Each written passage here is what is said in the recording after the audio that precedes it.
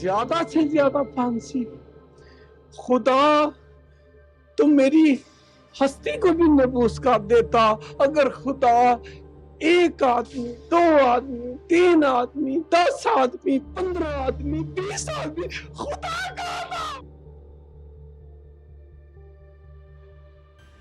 Welcome to a chilling exploration into the life and crimes of one of Pakistan's most prolific and haunting figures, Javed Iqbal.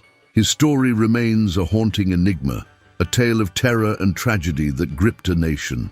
Imagine a narrative where innocence was shattered and darkness lurked within a seemingly ordinary neighborhood. Join us as we delve into the depths of a serial killer's mind, where the shadows of his deeds still cast a haunting presence. Today, we journey into the spine-chilling saga of Javed Iqbal, a name that sends shivers down the spine of those who know it. His tale, once a chilling headline from the past, has been resurrected, drawing renewed interest sparked by a recent film and a surge of online discussions. This notorious figure, a chapter in Pakistan's history of crime, has once again emerged into the limelight.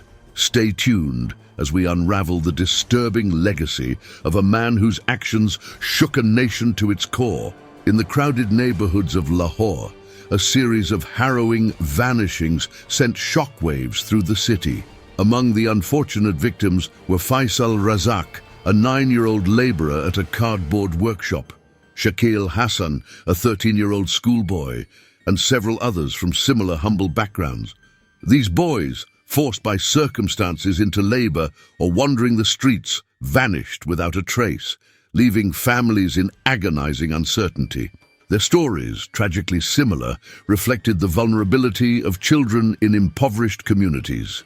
Working long hours or attending school, these boys shared a common thread of poverty, struggling families, and a lack of adequate protection. As they left their homes for work or school, they became prey to a predator lurking within the labyrinthine streets of Lahore, a predator who would later be revealed as Javed Iqbal. Ejaz Muhammad, affectionately known as Kaka, and his brother, teenage masseurs wandering the streets, crossed paths with Javed Iqbal one fateful day. It was an encounter marked by deception and tragedy.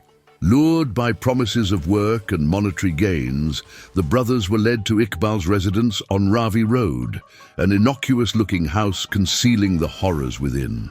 Separated from his brother, Kaka entered the house to meet Iqbal, expecting an opportunity to earn. However, this meeting sealed Kaka's fate as he became yet another victim, ensnared by the malevolent designs of the serial killer. It was the last time anyone saw Kaka alive, a moment etched in the tragic tapestry of Iqbal's reign of terror. The macabre truths hidden behind the facade of Iqbal's unassuming abode on Ravi Road came to light when journalists and authorities uncovered a scene of horror. Acid-filled drums, containers holding human remains in various stages of decomposition, and personal effects belonging to the missing boys were among the chilling discoveries. The media exploded with the shocking revelations, thrusting the story into the public eye. The ghastly discoveries at Iqbal's residence sent tremors of horror and disgust across the nation. As the extent of the horrors unfolded through relentless media coverage, families of the missing boys were confronted with a horrifying reality, leading to an outpouring of grief and public outrage. The sheer magnitude of Iqbal's atrocities shook the foundations of a city already grappling with fear and insecurity. Javed Iqbal's past offers glimpses into a troubled upbringing and a fractured sense of identity. Raised in poverty and grappling with family rejection due to his effeminate traits, Iqbal faced a turbulent journey from an early age. Exhibiting disturbing signs of aggression and deviant behavior, he showed early inclinations towards cruelty, traits that would later manifest into heinous acts. His struggles with his identity and the rejection from his family played a pivotal role in shaping his distorted worldview. These challenges, coupled with early instances of predatory behavior, hinted at a disturbed mind simmering beneath the surface. Iqbal's modus operandi revolved around exploiting the vulnerabilities of impoverished children, luring them with promises of money or work, before ensnaring them in his web of malevolence. His transformation into a more brutal predator stemmed from a violent attack on him, an incident that seemed to unleash a more sadistic and relentless side of his nature. This turning point led Iqbal down a darker path, escalating the brutality of his crimes. The investigation into Iqbal's crimes was marred by systemic flaws, police negligence, and an array of loopholes. Despite numerous reports of missing children, authorities failed to act promptly or connect the dots, allowing Iqbal to continue his spree of horror unchecked for a prolonged period. The courtroom drama surrounding Iqbal's trial was intense. His demeanor during the proceedings, marked by nonchalance and an unsettling calmness, unnerved many.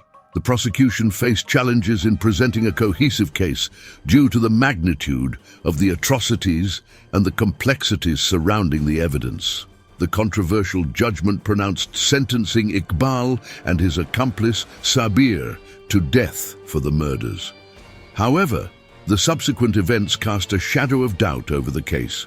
Both Iqbal and Sabir, while in prison, took their own lives, leaving unanswered questions and lingering doubts about the truth behind their demise.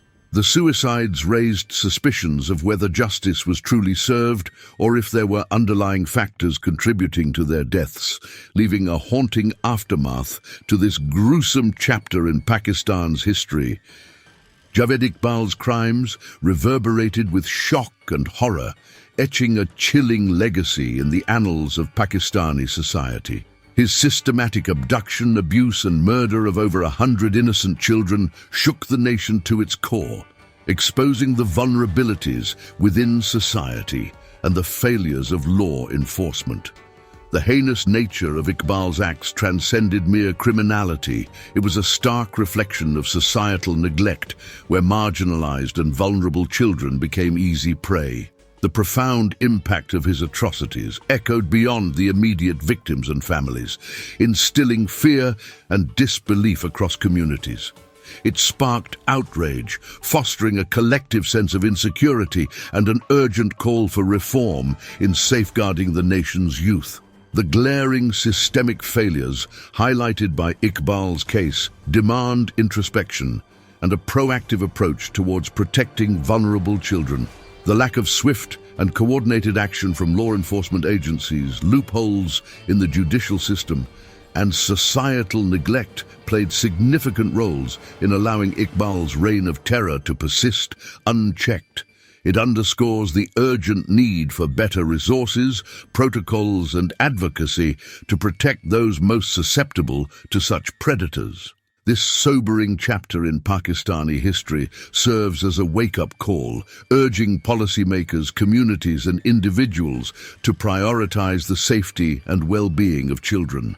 It prompts a crucial conversation about bolstering child protection mechanisms, fostering awareness, and advocating for a more vigilant and compassionate society that stands as a shield against such malevolence.